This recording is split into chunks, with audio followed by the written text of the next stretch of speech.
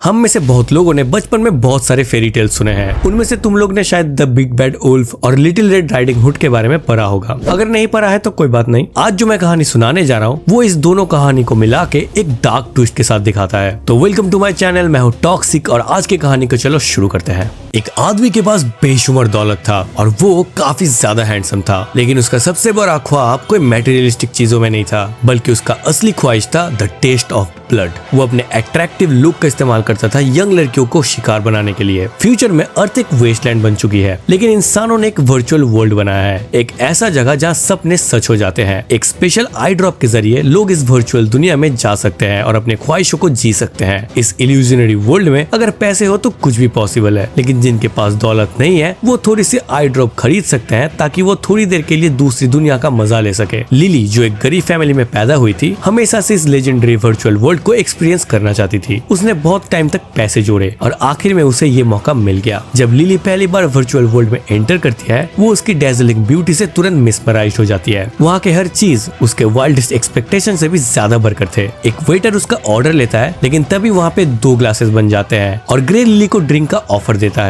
Lily तुरंत इस handsome stranger के चार्म में खिंच जाती है और ग्रे जेनरसली उसे एक बॉटल आई ड्रॉप्स गिफ्ट करता है। इस अमेजिंग गेस्चर को देख के लिली उसे मना नहीं कर पाती। ग्रे फिर अपने दिमाग से सिस्टम को एक कमांड भेजता है और अगले ही पल दोनों एक लग्जरियस स्वीट में टेलीपोर्ट हो जाते हैं। लिली तुरंत बेड पे लेट जाती है। ग्रे उसकी बहुत तारीफ करता है और कहता है कि वो आज कितना सुंदर लग रही है, लेकिन जल्दी ग्रे अपना असली रूप दिखा देता है। वो कैजुअली बताता है कि लिली एक गरीब लड़की है जो एक्चुअली वर्चुअल वर्ल्ड एक्सपीरियंस करने आई है। अपने एडमिन प्रिविलेज का यूज करके वो लिली के डिस्गाइज को इजीली हटा देता है। लिली वहाँ से भागने की कोशिश करती है, लेकिन ग्रे अचानक उस पर झपटता है। वो किस करते हुए लिली के जीभ को काट लेता है और फिर कानों को भी काट लेता है। वो खून के इस रस को मजे से फील करता है, लेकिन ये साफ था कि ग्रे अभी भी सेटिस्फाइड नहीं है। वो एक नाइफ निकालता है और तब तक उसे स्टैब करना जारी रखता है जब तक लिली के वाइटल ऑर्गन्स पूरी तरह से खत्म नहीं हो जाते। ग्रे एक्चुअली इस वर्चुअल कंपनी का एग्जीक्यूटिव था जिसने वर्चुअल वर्ल्ड बनाया था। चाहे तो वो वर्चुअल रियम के थ्रिल्स में इंडल्ज कर सकता था, लेकिन ये सब उसके ट्विस्टेड डिजायर्स को सेटिस्फाई नहीं कर पाया। जो वो सच में चाहता था वो था दूसरों का शिकार करने का मजा और उन लोगों को रियल वर्ल्ड में ले जाने का rush.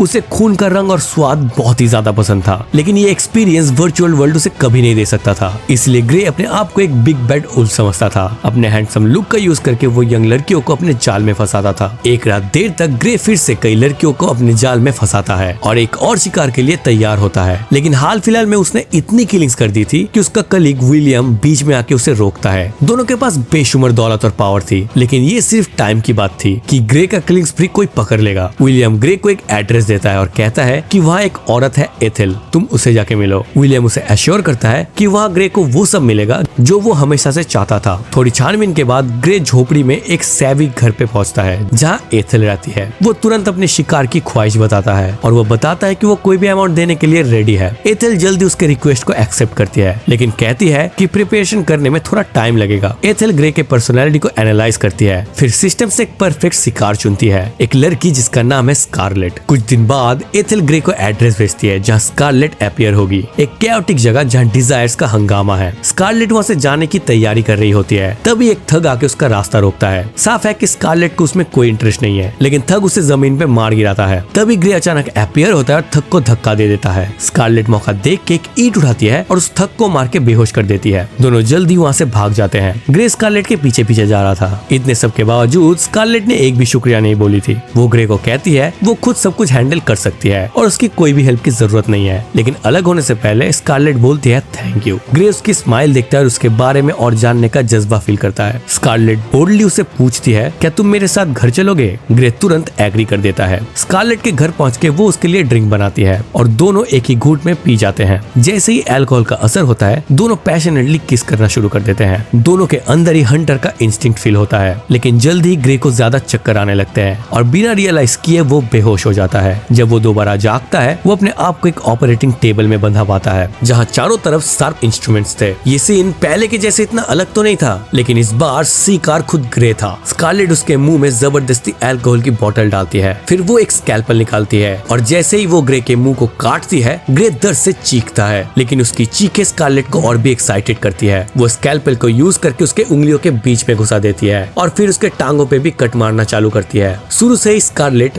The little red riding hood ने जाल बिछाया था। उसने कमजोरी और बेबस होने का नाटक किया था ताकि वो बिग बैड उल्फ ग्रे को अपने केयरफुली प्लान ट्रैप में फंसा पाए। और इसके बाद ग्रे का फेट सील हो गया। स्कारलेट ने उसका पेट को काट दिया और उसके अंदर पत्थर भर दिए। देन हम एथिल को देखते जो अपने पिंजरे में बंद हुए चिड़िया को बाहर निकाल दिया है और तभी दरवाजा खुलने की आवाज सुनाई देता है। वहाँ देखते हैं कि स्कारलेट अंदर आ रही है और उसके बाद पता चलता है कि स्कारलेट ने पहले ही एथिल के साथ अपना शिकार बुक कर लिया था और वो शिकार और कोई नहीं बल्कि ग्रे था।